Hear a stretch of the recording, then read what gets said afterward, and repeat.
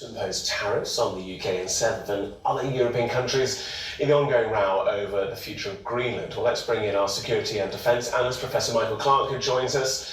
And Michael, Donald Trump saying he must have Greenland for security. That's the word that keeps coming up. In fairness, Sir Keir Starmer talked about security as well, but national security. You've got the United States, which isn't actually the closest neighbour to Greenland. That's probably Iceland and Canada, but he says it's vital to have that big blob in the middle. Why? Why does he need it? Yeah, I mean, that's my challenge to this argument. I mean, tell me what the security problems are that can't be dealt with under present arrangements.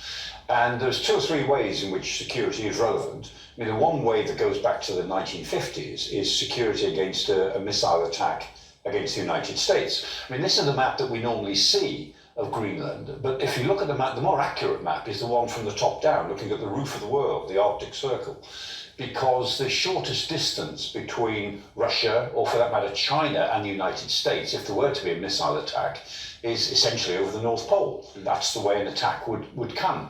And so, of course, the United States has been worrying about that, thinking about it quite logically, for the last 60, 70 years.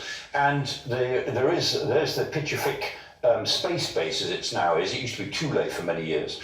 And the United States used to have 17 radar installations and bases across Greenland with 15,000 troops. Now they've got 1 with 150 troops, because that's all they thought they needed until a couple of years ago.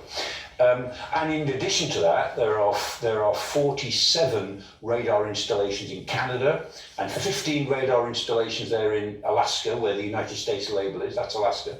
There's 1 in Fylingdales in Yorkshire, in Britain, just slightly off the map there.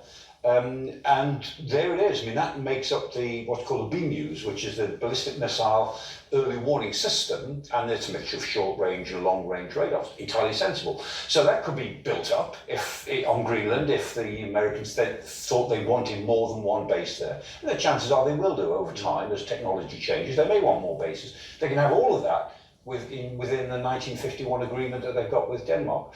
The second way in which security is an issue is that Russian and Chinese ships are buzzing around because they're interested in the opening Northwest Passage. Most of that map, remember, is ice. It looks as if it's all sea there, but actually most of it is ice. And within the Arctic Circle, a lot of it is dark for 12 hours, and dark all day for 6 months, and light all day for 6 months, right on the North Pole, but that varies a little bit around the Arctic Circle. But long periods of darkness, long periods of constant light.